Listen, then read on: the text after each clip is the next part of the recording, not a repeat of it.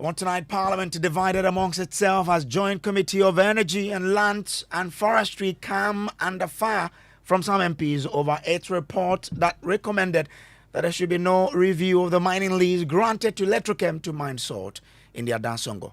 So, Mr. Speaker, I don't think that as a House, we should be entertaining this report and approving it for Electrochem to continue, unless we can say that they will, be held accountable.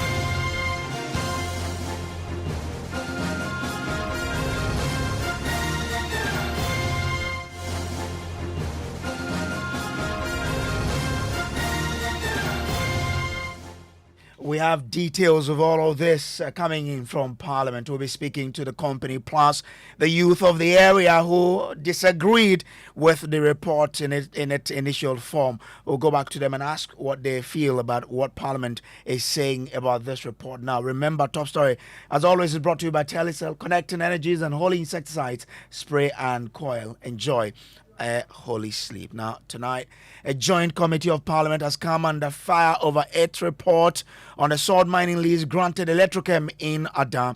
The Energy and Lands Committee recommended to the House that there should be no review of the mining lease granted the company following allegations of police and military brutalities against the indigents, leading to the death of a miner and injuries to many.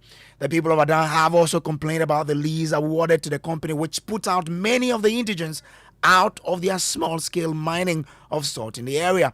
First, listen to Chairman of the Energy Committee, Samuel Atacha, present the committee's report. Honourable Speaker, the committee did not see any need at all to review and or tinker with the 3 mining leases ratified by this august House on the 6th day of November 2020. There was nothing at all to show. There was no illegality that the Parliament previously committed in the ratification. It is imperative that the National Commission for Civic Education, NCCE, should embark upon a massive educational campaign in the salt mining area to bring the indigenous to the realization that salt is a natural mineral and not a means of livelihood in the same category of gold in the Ashanti region, petroleum in the western region, and bauxite in the eastern region. But MP for the area, Christian Kolete Otute, who first spoke against the committee's report, decried what he described as a monopoly granted to Electrochem to mine salt in an area and that is pushing the indigents out of business. The major concern of the people is not about the Electrochem company not taking part or having to do his work there, but it has to do, the question is 41,000 acres of land to one company. The people are wondering, how is it going to work on all this land? Why can't we sublet it, let different companies come in so that we can have competition? There is going to be a monopoly, and with that, we cannot really achieve the best, the maximum. And so far, as a member of Parliament and with the brutalities concerning the police and even the Electrochem company, when I go around, you can see that they are only concentrating on the already existed project area, which is called Songhor Salt. So the people are not against the Electrochem's presence there. Myself, I'm for the Electrochem. But the manner in which things are going is fact a bit of concern. And if we could address those issues, we can have Electrochem working there peacefully, for which the government will benefit, my people will also benefit, and myself, I will also benefit. So that was the MP for the area, Christian Kolete Otute. Let me take you to Parliament now and get more on this. Kweku Asante is our man in Parliament and he joins us on the phone now. Kweku, the next person to speak against the report is the MP for Odoredio Doni, Lante Vanderpoel. What exactly was his case? Is beginning to speak against this report that came from the Mines and Energy Committee that recommends that there should be no review of that mining lease. Neil Antivandapoy, himself an indigenous of Adam, in speaking in that capacity, says that there's been a record of military and police brutality at the behest of Electrochem against the people of Adam, for which reason he was strongly opposed to the report. And in fact, urging and inviting the people of Parliament, the members of Parliament, not to vote to adopt that report. I'm so passionate about this because not only have we lost family members, some of our people are mutilated, disabled, and now cannot do anything. And what is even depressing me more, for such things, such criminal acts to be described as minor criminal acts.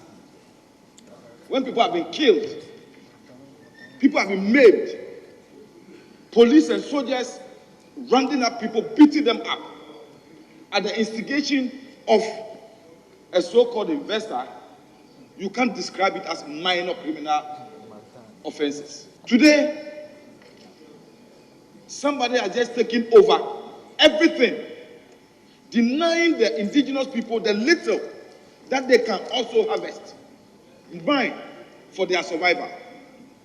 And when they resist, soldiers and policemen are hired to chase them, beat them up, and even kill them. We cannot, if everybody in this house will accept this report, Mr. Speaker, I want to register my opposition to this report. And I want it reflected in the hazard that one time was somebody, a member of this house, called Neil Antivandapoy, was against this report. I totally disagree with this report. Well, Koku, there's even a suggestion that the lease granted to Electrochem must be put on hold until the allegations of human rights abuses are fully investigated. That came from a former Deputy Attorney General, Dr. Dominica Hine, who was commenting on the report saying that the committee had done not a very good job, and in fact had glossed over the issues of military and police brutalities against the people of Ada Songhor, for which reason he believes that Parliament ought to do something by asking the company to be fully investigated, for them to be fully compensate the people against whom these military and police brutalities have been meted against, even before the company should be allowed to continue mining this ore.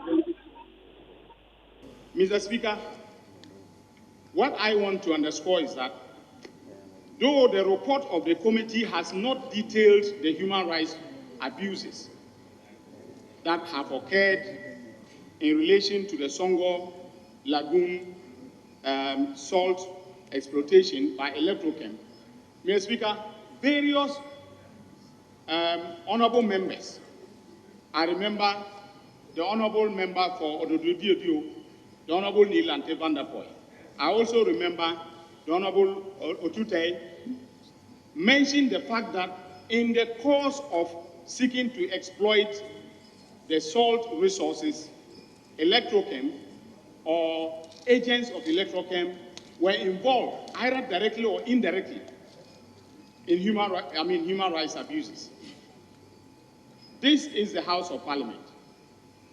We are enjoined by the Constitution in Chapter 5 to uphold the fundamental human rights enshrined in the Constitution. I do not think that Parliament should approve any transaction in respect of which there is evidence of human rights abuses having occurred or having been occasioned by either the state or any entity affiliated to the state, or an entity that is wholly private, but that is being aided by the state in order to commit human rights abuses. Mr. Speaker, I think that we should call for an investigation of the human rights abuses that have occurred, and then if we find that there were actual excesses committed by the state agents for and on behalf of Electrochem, they should be held accountable. They should pay compensation to the local communities before they should be allowed to continue the exploitation of the natural resource which is found within the community that is the subject matter our report. So, Mr. Speaker, I don't think that as a House, we should be entertaining this report and approving it for Electrochem to continue, unless we can say that they will, be held accountable or they will compensate the people of Songhor for the human rights abuses that have occurred. Well, Kwaku, did anyone speak in favor of this report? There were not so many of those voices, but Stephen Amwa, who is a deputy finance minister, they come in to say that the people of Ada Songhor ought to know that the salt within the land in Songhor does not belong to them. And in fact, the constitution says it belongs to the entire country and is held in trust by the president. He, however, agrees with members of parliament who have spoken and said that the people must be given some tract of land themselves to also mine the salt. Mr. Speaker, as much as I agree with some of my colleagues from the other side of the political divide, that of course, in terms of having empathy for the indigenous brothers we all cherish and love most from the Ada area, we need to, as a House, help develop paradigm shifts that will ensure their inclusion in building the economic capacity of the community and the country. If we don't take care, what will happen is that Western region, they will begin to say that the oil there belongs to them, and for that matter, any decision, whether of national, international, or community interest, will not be taken care of. Mr. Speaker, if we are not careful, those from Ashanti region and Brahaf will follow suit. If we don't take care, those from Upper East will follow suit. And what will we be doing to the loss of this land in championing a cause that will bring us together and build the needed cohesion and out of collectivism build our own country for the very good purpose of our brothers, including those from Ada. So as much as we are all trying to find a common point of convergence in dealing with this issue, I would like to suggest that probably what we can do is that any company, being large or small, that is giving the legal mandate to manage some of these state natural resources should find a way to include the community people along the value chain in terms of job creation so that they can also derive economic gains. So that was, the one. I'm the deputy finance minister that's speaking on this. So, Kwaku, how did the House decide on this matter? And majority leaders, Dr. Kesela Tofosen and Alexander Penyamakin agree that there are significant disagreement, there are significant conflict that must be resolved, for which reason they believe the committee report is not complete. And of course, they also sensing from the mood of the House, knowing that if the report was probably put to a vote, the report would have been rejected, tasked the Speaker of Parliament to refer the matter back to the committee to look into it. The Speaker of Parliament also agreed that there are still significant differences that must be resolved. He is hinting that maybe Monday a decision will have to be taken before the House will go on break, but the Speaker of Parliament has deferred the decision on this for now. I will do so on Monday after the final statements have been made. But please, don't forget that we are the representatives of the people. And one of our functions as leaders, particularly the leaders that the people are looking up to, is to facilitate the settlement of disputes. Clearly, there's a dispute. Other state institutions, personalities have been involved. And this has been going on for a long time. They seem not to be finding any solution. The dispute should not be carried to the floor, so that at the end of the day, members themselves will be seen to be part of the problem than the solution. And so, please, Monday, we wind up and then we'll give a few directives. Some of you have argued, and I've listened to you, that you've been injustice being perpetrated for a long time when you come to dealing with minerals. And so some of you are citing gold, oil, and all those things. There are instances of some injustice. That is the concern of all of us, and we want to find solutions. So why not from Parliament? We should lead to do so. With this, I defer putting the question till Monday. Yes, please.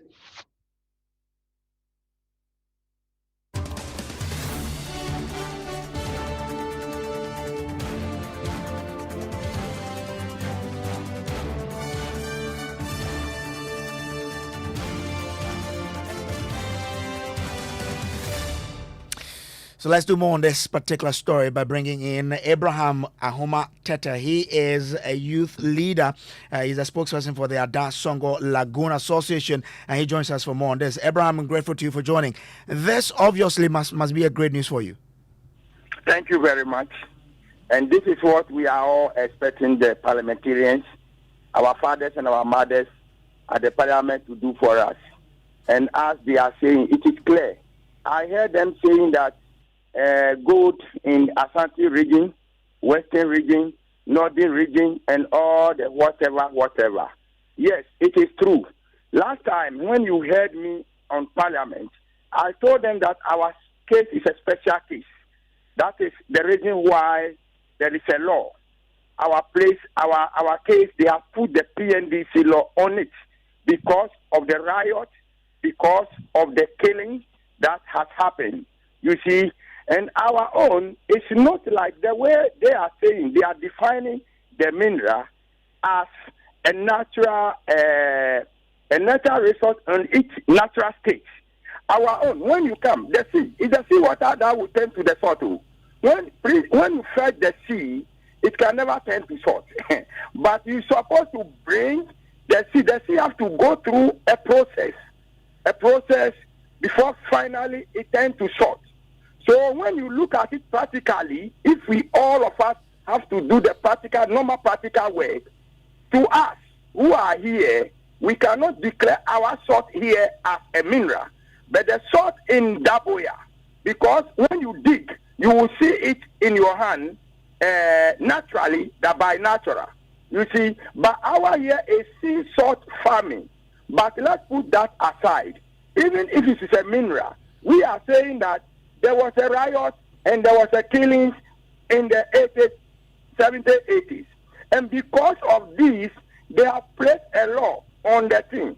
So the law is not revoked. And if the law it has to be revoked before anything like this is supposed to go on, we should all be aware.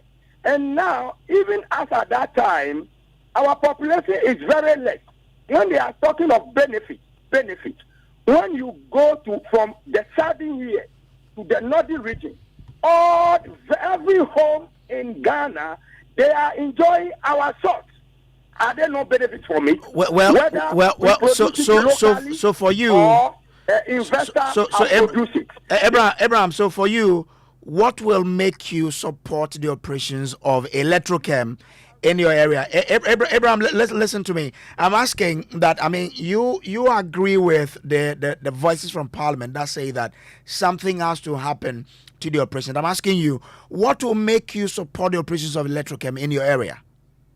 Yes, the only thing will make us to support Electrochem is that Electrochem should be at a particular place that we are saying Songhor salt. He should be there. You see, the place, you don't need the whole vast land to mine, like the way goat. You say that goat is here. You go and detect goat is in the soil here, you are digging. Goat is here, you are digging. Our thing is not like that. It's only the sea water that you'll be drying it up. When you are drying, you are using the sunshine, the wind, and that you create things like ponds. That is what you are going to use to dry the sea water before it turns to salt. So Electrochem, they cannot. It can never happen. That is what we are saying. It's a serious matter. You see, that is why in the wisdom of Solomon, which is the former PNDC, they have realized that if they have to give their whole vast land Okay, Abraham. That is not what we are saying. Uh-huh. But Electrochem to take everything, including our villages, and whenever you see, the only problem is the mining power, the lances that they gave him.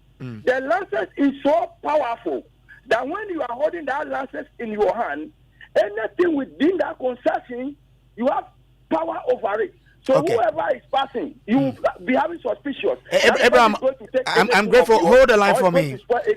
Okay, hold the line for me. Let me bring in the Electrochem should be at some place so that we too will occupy the rest of the land, so that we too we are doing our small, and everybody will benefit from whatever is happening in Ada. All right, I'm grateful to you. Abraham, stay with me. Let me bring in Abdul Razak Adam, who is the CEO of Electrochem. He joins us also on the telephone line now. So Adam, you've heard the Abraham there. He is, one of the leaders of the Songhor miners, and he says they want you to mine at a particular spot and not the entire concession. I mean, isn't this something that a company that is concerned about your social capital will consider that, yes, this could probably give us the social license for us to operate? Okay.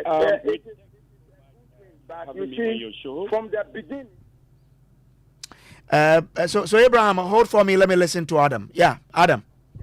As for me, like. Okay, so we'll try and get Abraham to okay. So I think that the line is okay. Abdul Razak Adam is the CEO of Electrochem. Abdul, grateful to you. So to my question. Thank you so much for having me on your show, and we are very appreciative at Electrochem. So the first thing I want to mention is the fact that what Abraham is even advocating, or for that matter, what some of our the members of the guest house are advocating, Electrochem is already doing it to begin with. That is what we call community pan concept. And the community pan concept are a deliberate attempts by Electrochem to construct a few mining pans to allow the community to coexist side by side with Electrochem. Well, Adam, I'm sure this is not news to them. They know, but even as this is there, yes, but even as this is there, I get it. But even as this is there, they are saying that you cannot take the entire concession. They also have to control a part of it. And your initiative, even though it's good, okay, but they so want what I'm saying better. Is that Electrochem is not taking entire concession. Okay. Electrochem is taking about 42,000 acres. But if you look at the area, it's over 100,000 acres. So there is a vast land, a vast area that is so mineable. If you stretch beyond the Pram area, coming all the way to Ada, and go beyond the East Ada, and even beyond, going to Sogakope area, there are areas that people can mine. So where their eyes is on is the fact that all of a sudden they have seen this transformational project, and they think that the capital that has come in just came in from nowhere. But it is an investment. There are loans and equity that people have put into this project. Okay, but let me help you help. I mean, so help us understand this. Why is Electrochem interested in where the people are mining and not where you say, quote, virgin lands that you could develop with your resources? So when you say where the people are mining, what you notice here is that the Songhor salt project was a company that was owned by Minister of Lands and Natural Resources that has been divested to Electrochem. So if that is what they are referring to as where they are mining, I think it's neither here nor there. Because even then, under interim management committee, that concession was not where the people were mining. And on top of that, even though they were operating along the side, but they were destroying the lagoon. And on top of that, the lagoon was dry like a football pitch. Electrochem coming into existence has revamped the lagoon, pumping brine water, not only to produce salt, but also creating fishing activities for over 1,000 members of the community. So if you look at Electrochem coming in, we have rather enhanced what the indigenous salt farmers were doing than before. We know that such a project, you would always have few people that are against any form of development or transformation. And most of this association used to write proposal to international community portraying our women vulnerable and all that, taking all sorts of money that was not even going to the women. Well, Adam, Mr. Adam, so this is the case where the people for whom you're building this company are saying that, well, we need much more than we've been given. And aren't you disturbed as a company about all of these mouths who speak against your operation to warrant you to do an introspection to reach a consensus with the communities? We are doing that every single year or every single month, every single week. I have over 100 of applications that is coming to Electrochem to allocate a portion of the concession to them. And I have done that. The company has done that. We know that Electrochem alone cannot exist on the concession. Peaceful exists on the concession. So we have done that. So it's a dialogue. We met the chief, we met the youth, we met the women group, and we've asked them to come forward. Those that have come forward, we have not only allocated the lands for them, but we have spent millions of dollars to construct for them in a very responsible manner so we can coexist and not destroy the lagoon. So out of the 40,000 acres you speak about, how many have you made available to the residents? Okay, so let me put it in perspective. Even the 42,000 acres, Electrochem is mining on 2,750 acres. So I can tell you that there is so much land to go around for every indigenous person that wants to do responsible salt mining. So to jump over and think that just 10% of available concession is what Electrochem is working on, that we should abandon. Yes, we have the right to 42,000 acres, but that doesn't mean we are mining on 42,000 acres. So to us, this is a dialogue that we have to sit down and talk. This is a dialogue that anybody that is responsible and have the people of Ada and for that matter, Ghana at heart, should sit down and talk. If you look at salt mining that he's talking about, it was less than 38,000 metric tons in a year, right, for over 50 years. If in today's term, that is only about 60 million Ghana cedis. That is less than 60 million Ghana cedis. Okay. So that being said, Electrochem coming into being, we are ramping up production to 1 million metric tons.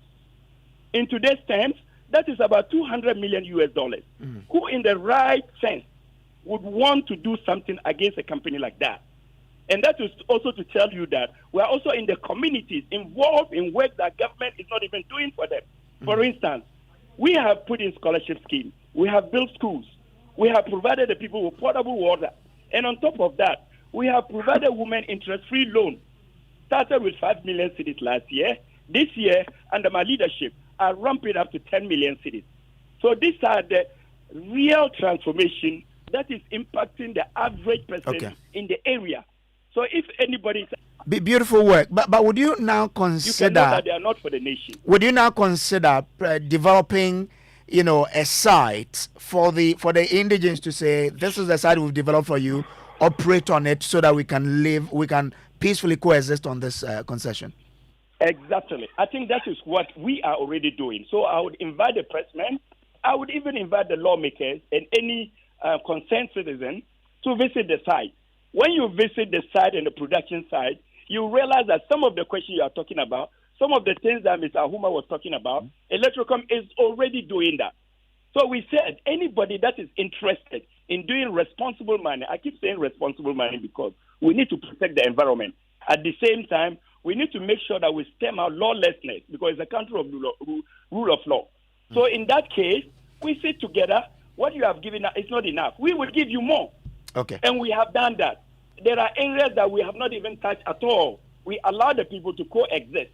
Where we have issue is where people dig a borehole that our children and mothers fall inside, where they just open up the area in a way that the seawater is even getting waste, in a way that is even very dangerous for even the indigenes around that area. Now, my final question to you before I let you go. There are proposals that your lease must be put on hold until the allegations of human rights abuses are fully investigated. How do you respond to that? So the human rights abuses are either caused by Ahuma and Asla and what have you, because they are attacking their own. Every employee of Electrochem, or most of that they've gone, they've attacked them, brought their belongings and burned them into ashes. There is evidence that they killed somebody and then they drag him into the concession, claiming that the police shot the person in our site. And investigation revealed that the bullet is not even police bullet. An investigation indicated that even the dead body was dragged into the concession. And you know why they did that? Because in the 80s, similar incident happened, and then the concession was closed completely. So that was exactly the intent. Who conducted this investigation to draw this conclusion? That Ghana Police Service. And they said it was Ahuma and his people who did it. He didn't say Ahuma, but he said that the dead person was killed somewhere and dragged into the concession, and that the bullet that was used was not police bullet.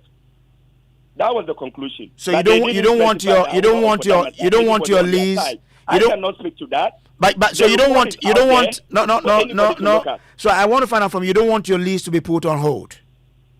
Of course, we have invested over $120 million US, right? And these are bank loans. These are equity investment and all that. That payment will continue on those leases. So if you put the lease on hold, so what does that even say about our process of awarding money leases? All right. So, I'm grateful to you, but let me bring in Abraham Ahuma here. Ahuma, so how do you respond to the, what Mr. Adam was saying there? This will never happen in this country. We are burning things and we are spoiling things. Tell him straight that he should be careful and he should withdraw that word. I am on the ground before he came. He didn't know anything, whatever has happened by killing the person. He is not aware. He's a new CEO. And tell him he should withdraw that thing that he said, I, Abraham, Ahuma, and my people, we are killing the people. Or we are burning their things. Tell him to withdraw before I'll continue to say next thing.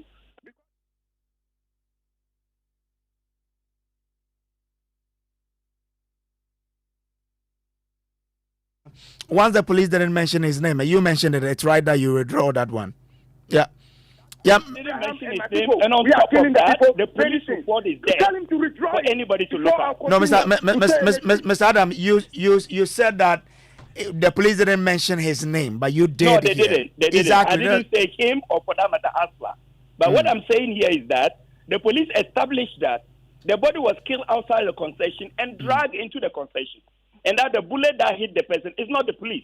Okay, I hear. I'm grateful to you. Let me bring in Ne Lante Vanderpoy, who has been speaking against this, this finding by this committee. So, what's your area of digression from what the committee put out there? Well, thank you very much. Let me say this clearly. As a Ghanaian, I'm not against any investment into utilizing our natural resources for the benefit of the country. But then I'm also totally against the situation whereby investment, whatever form it takes, will deny my people of their livelihood. God created us and put the people of Ada where they are. He invested in them the trust of their livelihood through the Songhor Lagoon. Over the years, governments have come in. Various policy decisions have been taken on Songhor. But I thank God that with the advent of Jerry John Rawlings, the people of Ada and the Songhor area started having peace and started enjoying the fruits of their labor and the natural resources God has given them. Successive governments have come in. Even though the resource is not being utilized the way we thought it would be. It is good that government would decide that, look, let's bring in an investment that will help us utilize and maximize output from this resource. That is good. But any policy like that should not deny the people, the indigenous people, their right to also live and depend on that resource for their livelihood. The people of the area, this is the only thing they have done generations. From our great-grandfathers, I am the son of the soil. From our great-grandfathers, this is where we have lived and this is what we have lived on. So you cannot just come in and deny us the right to this resource without appropriate compensation.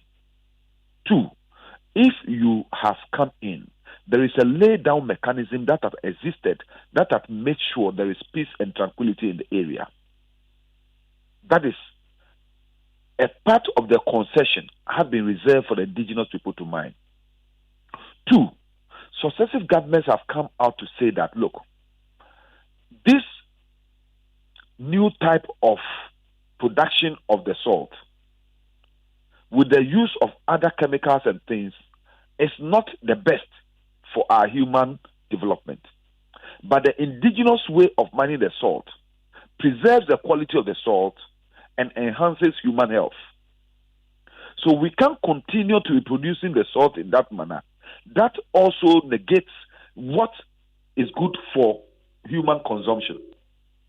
So we can look at only the commercial interest and forget about the human interest. The local people are now being denied access to the concession that have been reserved for them, so that they can also enjoy parts of Mr. Van der Poel, are you saying that the operations of Electrochem is rather done with chemicals that are not good for human consumption? I've not said Electrochem. Okay. I'm saying studies have shown that production of salt in that sort of manner, in this modern manner, trends, do not inure to the benefit of human health, because it is meant for commercial production, the oil industry, and other aspects. You understand? So which modern production continue to help preserve human life? Which company is using modern methods in the area? Mr. Van der Poel. Mr. Van der Poel. Okay, I think we'll have a challenge with Neil and Van der Poel there. This has been top story. My name is Samuel Kojo Brace. It's just unfortunate that we couldn't wrap up with Mr. Van der Poel. He was making some point and we wanted some clarification. But okay, so he's still with us. Let me try and wrap up with him. So you were talking about new methods of mining the salt that is not hygienic for human consumption. I'm asking you, which company in the area is using new methods to mine? I'm not saying a particular company in the area. I'm saying studies have shown that this modern trend of mining the salt, which is only meant to satisfy commercial demands, especially for the oil industry, do not preserve the human health of the people in the area, because they can't wholly depend on that salt. Really? So there's a need for the encouragement of the local production, which do not add too much chemicals to the product, and it comes in its natural form, which is good for human consumption. Which report said this? Because we have to be careful with what we put out there. I'm talking about studies that came up and that led to the decision of the then PNDC government in preserving 11,000 acres out of the 41,000 hectares for indigenous production of salt. Okay, so your point is that Electrochem, that we have to long ago, from the time of Kutua Champong. Okay. Through Rollins. Okay. Through Rollins. So your point exactly is that we should reserve the 11,000 acres for the indigents? The people should continue to have access to the 11,000 hectares, so that they will continue to produce in the indigenous way, which will preserve the natural element of the salt, which is good for human consumption. Okay. So that we can look at the 30,000 producing the commercial needs of those oil industries and the rest, so that we can also have the resources we need, the foreign exchange we need. Or I don't have a problem with that. Okay. But my second issue today raised in Parliament is the fact that people should stop abusing our people. The abuse of their fundamental human rights, the harassment, cannot be tolerated anymore. Okay, all right. In the name of, there is no justification in the name of any investment can justify abuse of the human rights of the indigenous people. Mr. Van der Poel, I'm grateful to you for your thought here on Top Story. My name is Samuel Kojo Brace. Remember, Top Story is always brought to you by Telecel, Connecting Energies and Holy Insecticide Spray and Coil. Enjoy a holy sleep. Up next is Ghana Connect with Kweku Asante. Good evening.